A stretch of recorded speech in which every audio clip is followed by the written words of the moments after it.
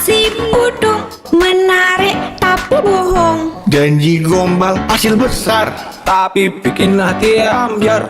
contohnya skema ponzi. Piramida money game harus hati-hati. Ingat selalu tips ini. Jangan lupa 2L. Legal, logis, Legal logis. cek legalitasnya ke OJK. Sudah terdaftar atau tidak? Apa hasilnya masuk logika? Masa uang kecil jadi luar biasa. Investasi bodong. Ya pasti bohong.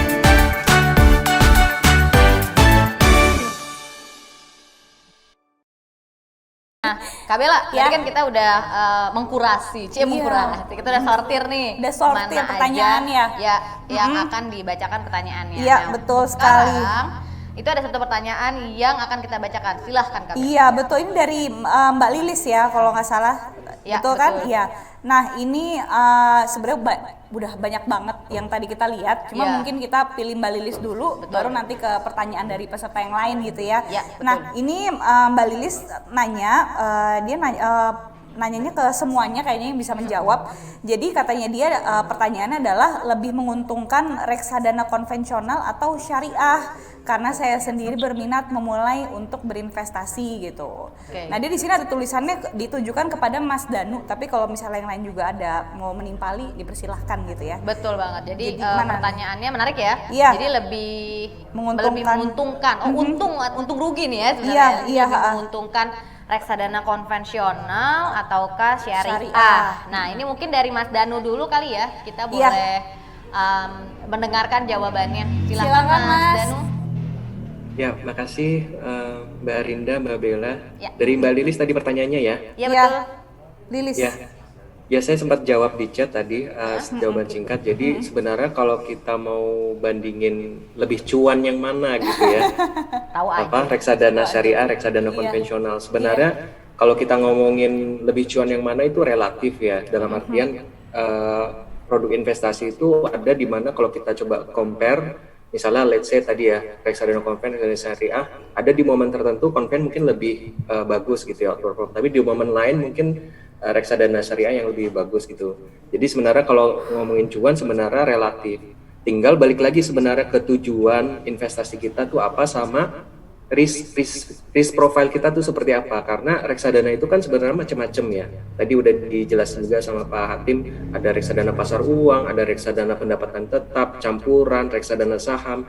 Nah itu beda-beda reksadananya sendiri juga. Jadi kita harus selektif dalam memilih investasi sesuai dengan tujuan dan juga profil risiko kita. Jangan sampai kita misalnya kita sebenarnya profil risiko kita tuh orang yang kayak hati-hati, takut kalau misalnya harga investasinya naik turun gitu. Nah kita mendingan jangan pilih yang ke saham, reksadana berbasis saham, kita pilih yang misalnya pasar uang kayak gitu. Jadi lebih ke situ sebenarnya. Nah, cuman biasanya orang itu milih reksadana syariah karena aspek-aspek syariahnya. Mungkin mereka kayak lebih nyaman kalau investasi di syariah, karena di syariah juga dari sisi manajer investasi pengelolanya itu ada, kita wajibkan harus ada dewan pengawas syariahnya. Jadi benar-benar ada orang yang dedicated mengawasi portofolio aset di reksadana syariah itu udah sesuai dengan prinsip syariah di pasar modal atau belum gitu. Itu mungkin jawaban singkatnya Mbak Arinda, Mbak Bella, bisa ditambahkan dengan yang lain.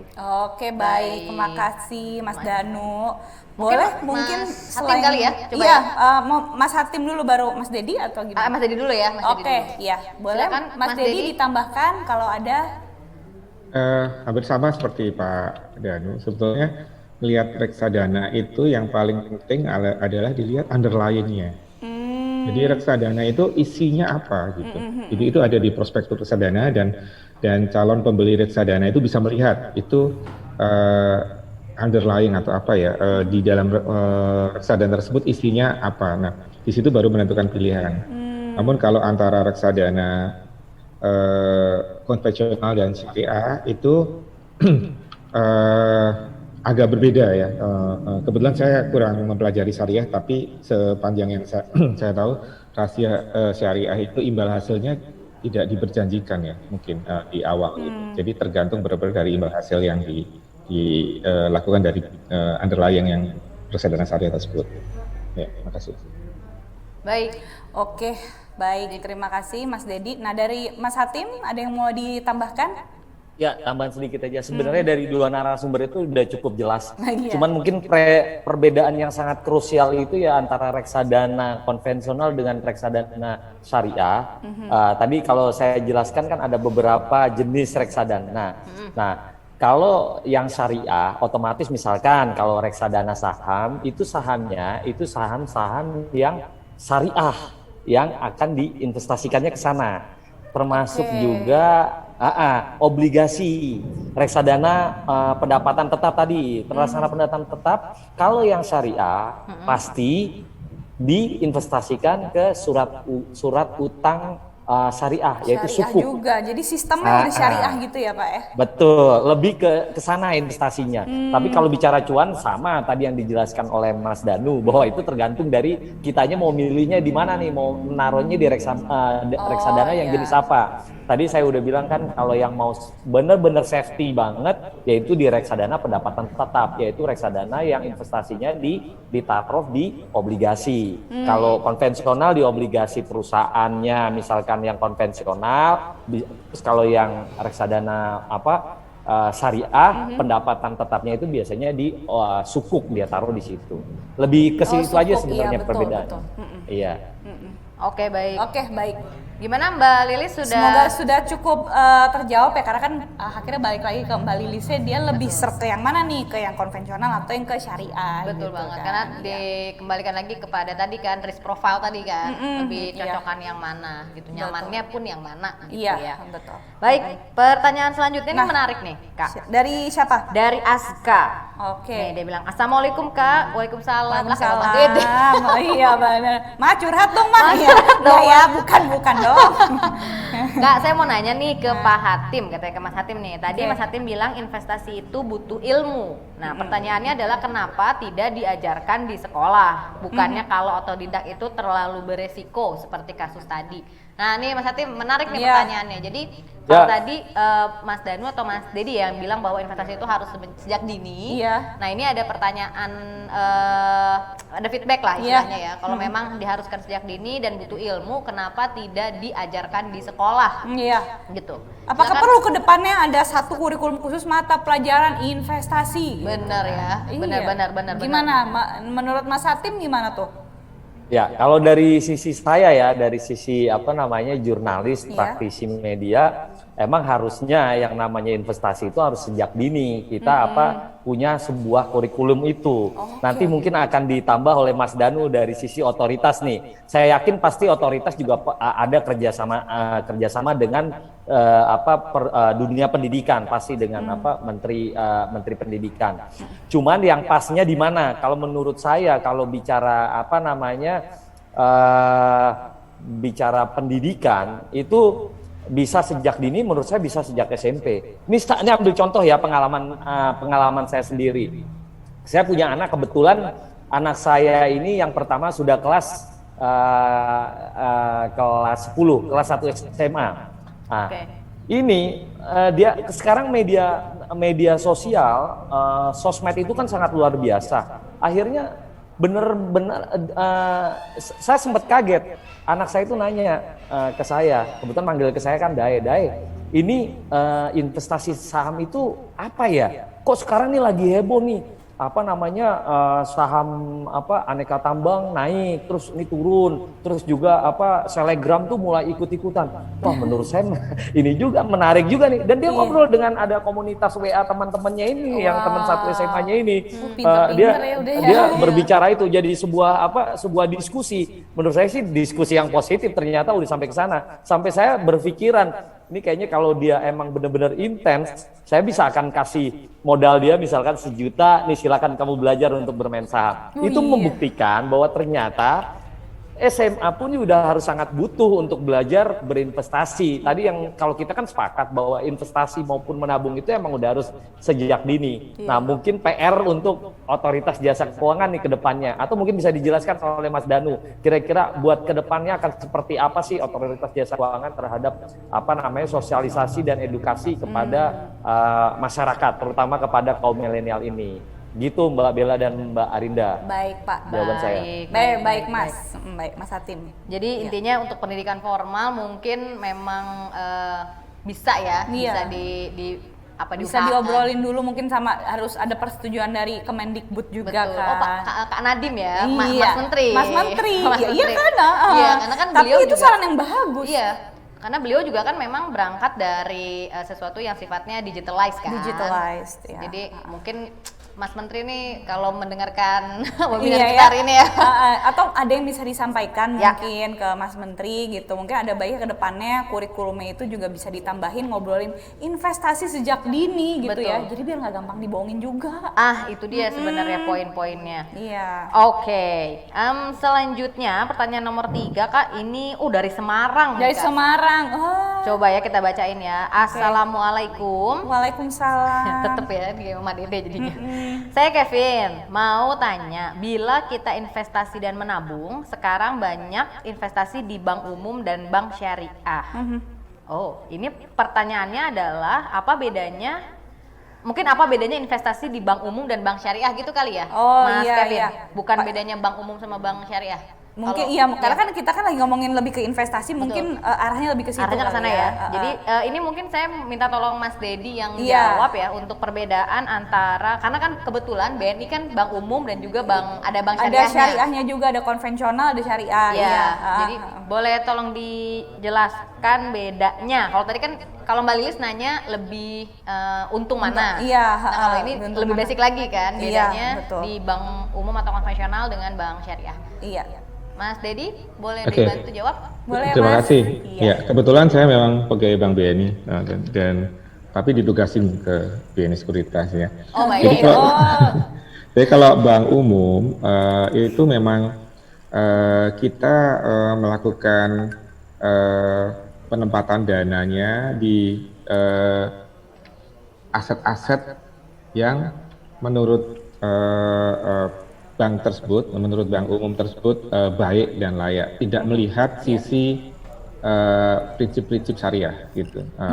Dan sudah ada kontrak jual beli yang menyatakan berapa persen nih imbal hasilnya. Nah, kalau di bank syariah memang ada aturan perbankan syariah yang harus ditaati, dan tadi seperti saya sampaikan dalam beberapa perjanjian ya dalam menabung itu kita perjanjikan adalah imbal hasil, tidak menjanjikan misalnya bunga 5%, 4%, tidak menjanjikan seperti itu, tapi imbal hasil.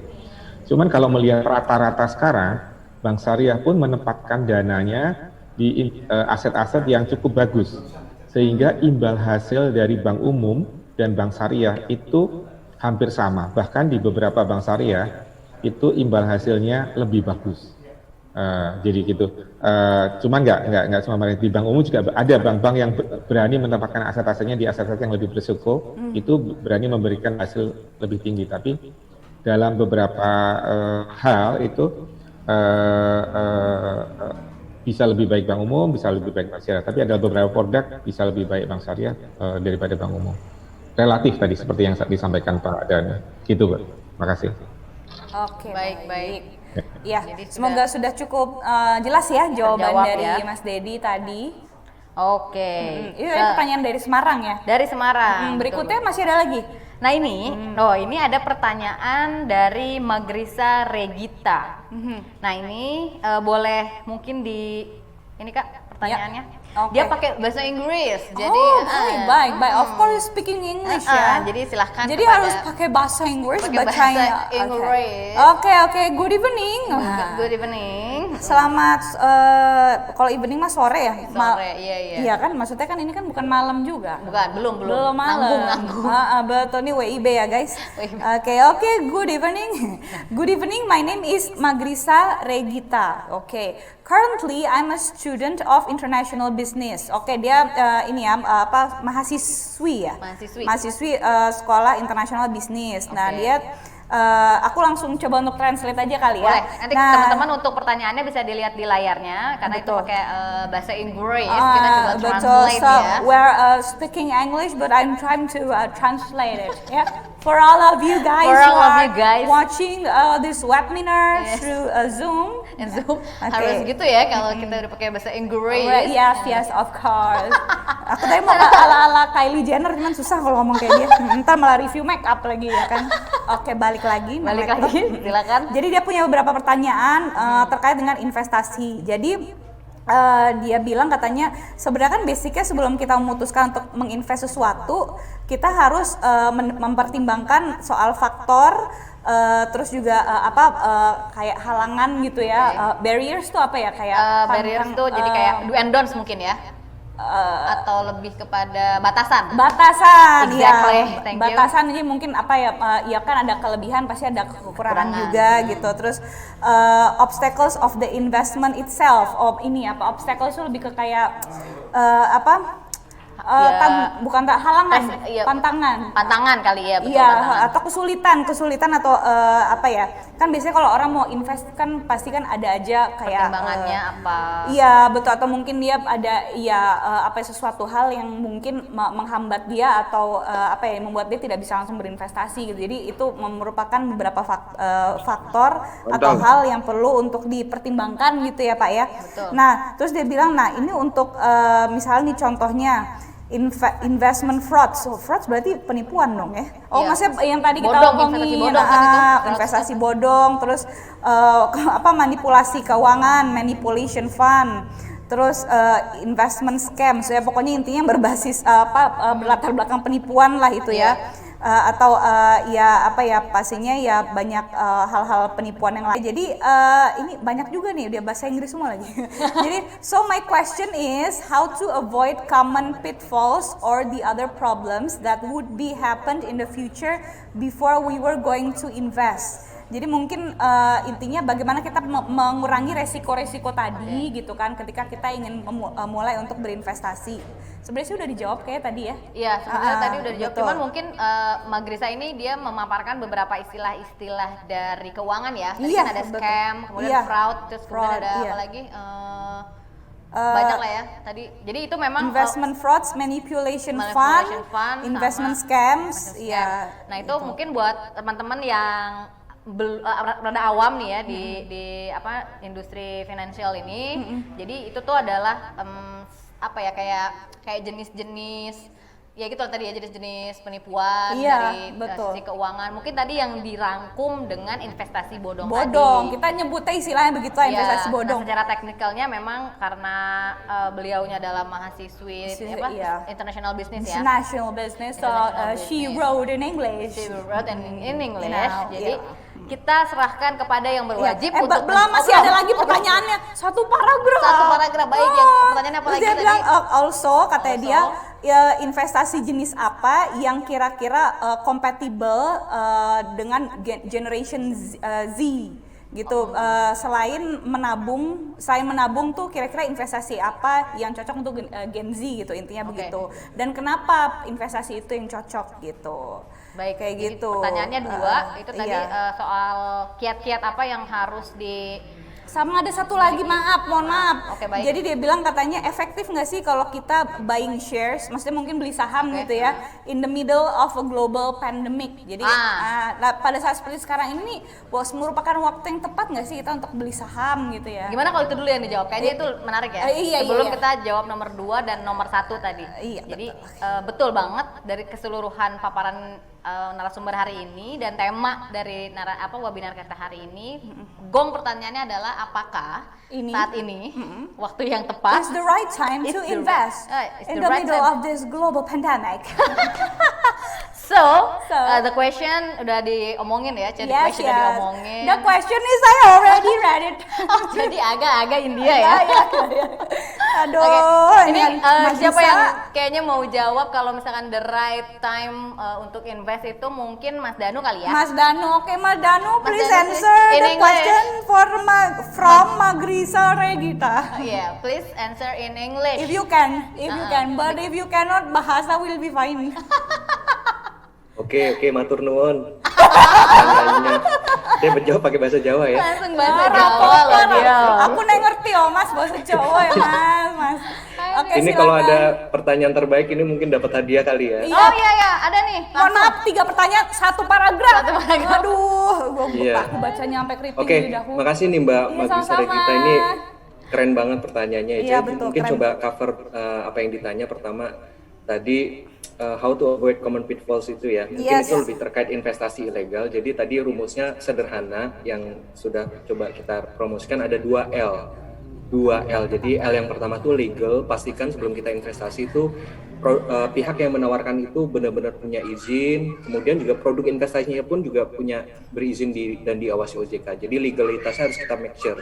Yang kedua adalah logis. Logis nggak sih imbal hasil yang ditawarkan gitu? Karena kan banyak nih investasi ilegal, dia kayak keuntungannya tuh di luar logika gitu ya. Sebulan bisa 10% gitu. Padahal deposito aja tadi udah dijelasin Pak Dedi ya paling banter 5% gitu loh untuk tahun gitu juga. Jadi 2L itu prinsipnya, legal, logis. Kita harus make sure itu ya. Kemudian what kind of investment do you think is compatible with Generation Z gitu ya. Jadi mungkin selain tabungan, sebenarnya kalau untuk produk investasi kita nggak bisa pukul rata semua pakai produk investasi tertentu. Balik lagi sebenarnya ke tujuan dan juga profil risiko kita gitu. Tapi kalau mau coba selain tabungan, produk investasi yang paling aman mungkin buat pemula itu reksadana ya. Dan mungkin yang risikonya relatif paling kecil itu adalah reksadana pasar uang karena karakteristiknya kurang lebih hampir sama dengan deposito seperti itu untuk underlying asetnya. Nah kemudian terakhir ya, efektif nggak sih ini untuk beli share saham di tengah pandemik? Mungkin nanti bisa lebih dieksplor oleh Pak Dedi ya. Tapi yang jelas sebelum kita investasi ke saham, tentunya kita harus pahami dulu betul-betul karakteristik produk investasi saham itu seperti apa, apakah sesuai dengan profil risiko kita apa tidak gitu. Kalau misalnya nggak cocok, mendingan jangan langsung ke saham dulu. Tapi kalau menurut teman-teman udah cocok gitu ya dengan investasi saham, sudah pelajari gimana karakteristiknya, menurut saya investasi saham ini cukup menjadi alternatif ya, karena pada saat pandemi itu bulan Maret akhir itu meskipun sudah sampai koreksi sampai di bawah 4.000, ternyata sekarang di awal tahun 2021 ini recovery-nya cepat banget, udah sampai 6.000-an lagi gitu. Jadi asalkan kita punya tujuan yang jelas sesuai dengan profil risiko, kemudian juga kita bisa punya orientasi untuk investasi di jangka panjang, menurut saya itu bisa jadi opsi yang bagus. Terima kasih Mbak Dinda, Mbak Bella. Oke, sama-sama Mas Danu. Oke, for Magrisa, I hope your question is already answered perfectly. Tapi kayaknya kita harus dengerin dulu ya Oke. dari Mas Dedi. From the other narasumber, From the other narasumber, please Yes. Mas Dedi. please welcome. Oke. Oh, udah welcome dari tadi. Oke, silakan Mas Dedi. Oke, Mas Dedi. terima kasih. Tadi Iya, Mas. saya baca juga ada pertanyaan dari Pak Rio, Mas Rio. Kendalanya apa Ya. kalau mulai investasi itu adalah yang tadi saya jawab juga di itu adalah kemauan, niat, dan yang paling penting kedua adalah kemauan untuk membaca. Oh iya. Nah, saham itu ada naik, ada turun. Dalam kondisi global pandemik, kenaikan turun itu ada bentuk grafik. Nah, grafik naik turun itu adalah grafik yang paling disukai oleh para trader saham.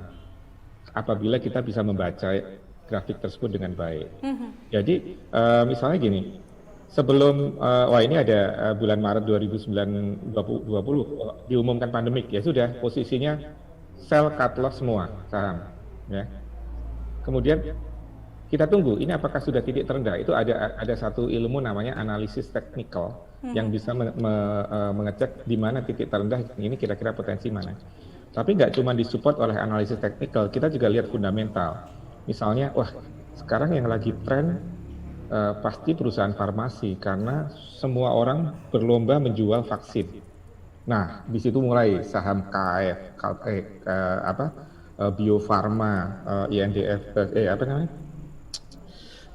Kalbe Farma, KLB, semua saham farmasi itu naik. Kemudian juga dalam kondisi pandemi ini pemerintah berusaha untuk membangun sektor real yang mati. Apalagi yang mati kemarin properti, saham properti relatif drop cukup dalam, dan dalam kondisi seperti ini orang fokus bertahan hidup daripada beli rumah, otomatis jangan beli saham properti. Nah, kemudian pemerintah memberikan insentif itu boleh bunga 0%. Kemudian saham mobil yang udah jatuh, pemerintah memberikan insentif PPNBM 0%. Nah, itu semuanya opportunity untuk dapat cuan ya. Ya, jadi kita kalau begitu ada policy ini, kalau kita rajin membaca koran, kita beli saham apa? Kalau gini. Jadi itu rajin membaca itu kuncinya supaya kita dalam global pandemic ini malah justru bisa dapat cuan. Itu tambahan saya, Mbak. Oke, Siap. siap. Udah Mantap. semoga sudah cukup terjawab oleh Mas Dedi ya. Iya, Iya. betul. Ada yang mau boleh ditambahin nambahin? lagi? Mas Hatim mau nambahkan mungkin Mas Hatim? Bagaimana Ya. Mas Hatim? Boleh. Boleh, Oke, boleh, silakan. Silakan. Pertanyaannya menarik nih, Iya. ada 3 pertanyaan. Kalau yang pertanyaan pertama tadi udah dijawab oleh Mas Danu, udah jelas Iya. itu apa namanya, legal dan logik. Iya. Yang pertanyaan kedua, menurut saya ada banyak sebenarnya yang tadi kita selalu tadi berkutat di pasar saham ya. Saya baru keingetan. Ternyata menarik juga bagi milenial. Kalau sekarang itu bisa juga yang namanya menabung emas. Ya. Ini kalau kita bicara Menabung emas, ya. jangka panjang. Kalau udah bicara menabung kan berarti kan jangka panjang. Ya Iya. paling minimal 1 tahun ya kan, bisa sampai beberapa tahun. Ini contoh pengalaman saya sendiri ya. Saya juga, kalau tahu Pegadaian kan, Pegadaian Iya. itu sekarang lebih lebih inovatif. Itu dia punya tuh yang namanya menabung emas. Iya. Nah, saya rutin menabung emas juga, tiap bulan tuh saya sisihkan. Itu dulu saya nabung emas, dia nilainya tuh hitungan nilai emas, misalkan per 1 gramnya kita nabung katakanlah dulu saya ingat banget, waktu setahun yang lalu itu masih di kisaran 600-an ribu.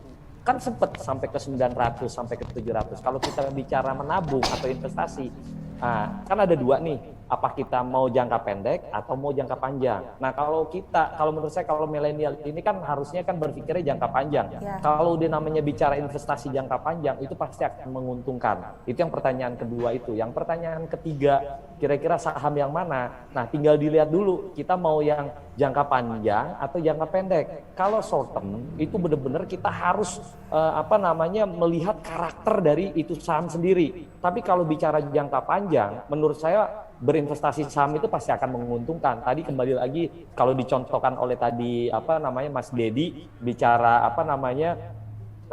burger di tahun sebelum krisis dengan yang sekarang ya. Begitu juga saham. Kalau kita ingat beli saham misalkan di tahun 99 misalkan saat Astra itu jeblok sampai di ratusan.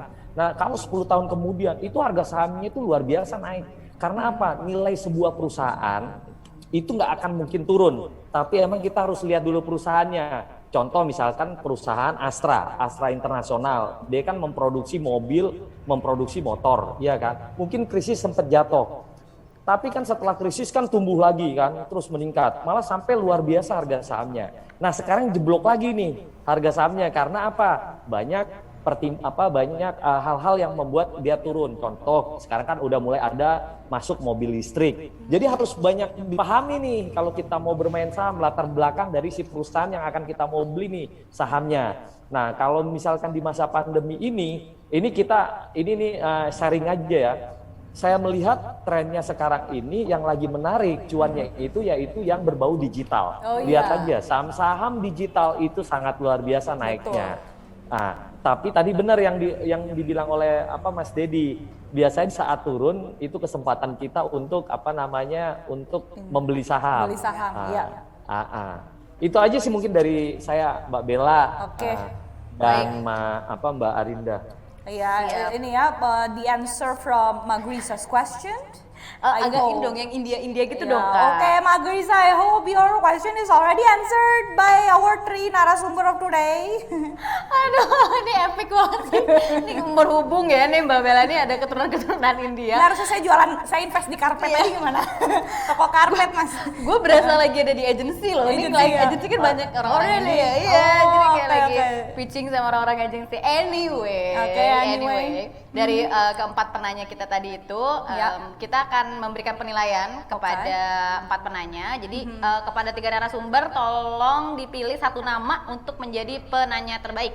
Nah, ya oke, boleh ya dipilih ya. Dipilih ya. Narasumber kita nih, Mas Danu, Mas Dedi, Danu, Mas Hatim. milih siapa tadi? Ada Kevin, kemudian Mbak Ada Lilis, Lilis, ada Magrisa, Magrisa, ada Azka, sama Azka. satu lagi siapa ya tadi? Ya dari itu Mas Danu, Mbak Magrisa kali ya. Magrisa. Oke. Oke, Yang Magrisa. pakai bahasa Inggris ya. Oke. Ya, Mas, bahasa Inggris ya, bahasa Inggris. Mas Dedi, Siapa, Mas? Mas. Ada tadi ada namanya Mbak Lilis. Mbak Boleh tuh. Lilis. Ya, yang Mbak soal Lilis. syariah ya. Nah. ya yang nanya syariah. Oke. Mbak Lilis tuh ada lagunya loh. Oke, untuk Mas Hatim, Mbak Lilis. Ada lagunya Mbak Lilis. Nanti. Mbak Lilis mah cece. Itu yang Lilis. Lilis bercanda. Aduh. Tapi kamu sudah dipilih, Lilis. Sudah dipilih. Oke, satu Mas lagi. Hatim nih, Mas Hatim. Siapa? Mas Hatim, Mas Hatim. masih bersama kita kan? Mas Hatim Atau lagi nggak bikin tidur kan? es lilin? Ah, Nah, es lilin. bener. Mas Mas Hatim Hatim, jangan ketiduran ya. Mas Hatim. masih ada bersama kita kah? Mas Hatim, are you still with us? Hello, Mas Hatim. Oh, baby, the signal. gangguan sinyal. Yeah, maybe the signal there, he has a bit of problem. Big problem.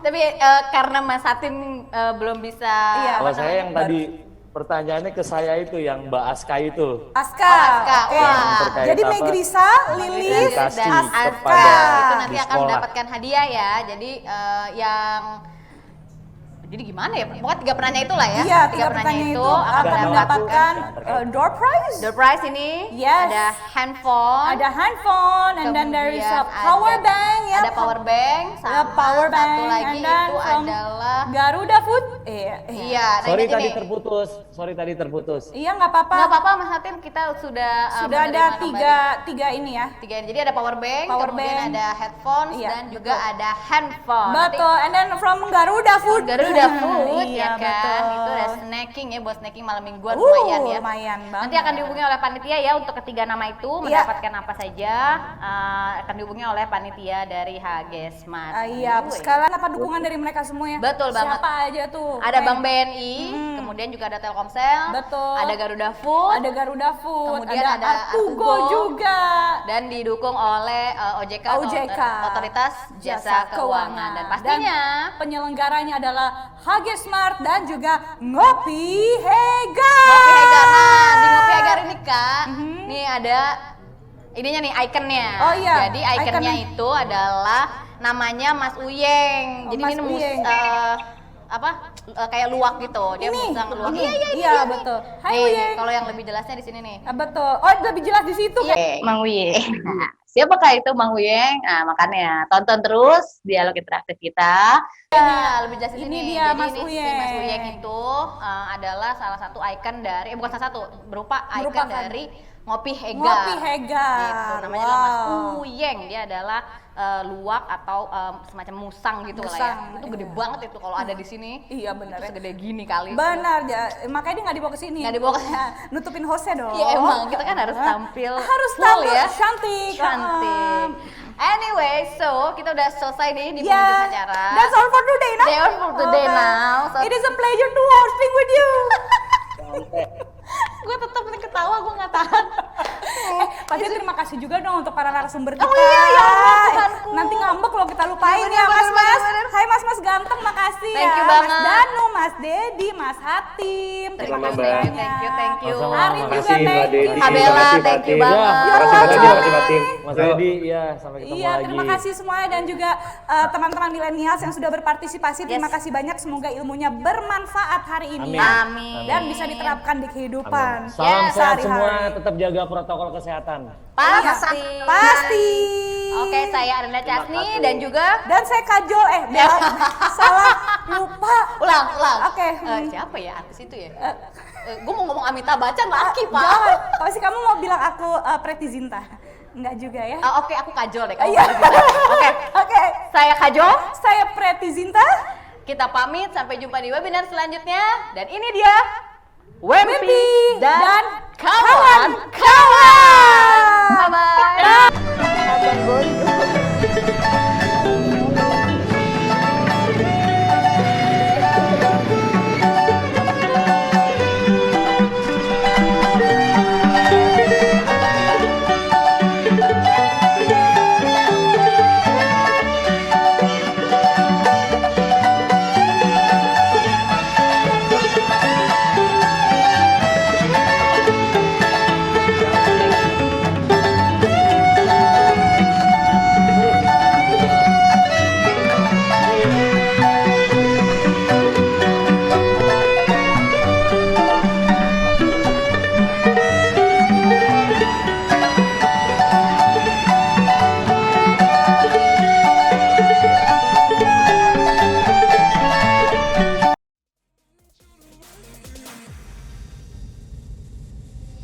You can say hello, but I don't need you to like me. Don't need you to like me. Don't need you to like. You can watch me go, cause I don't need you to like me.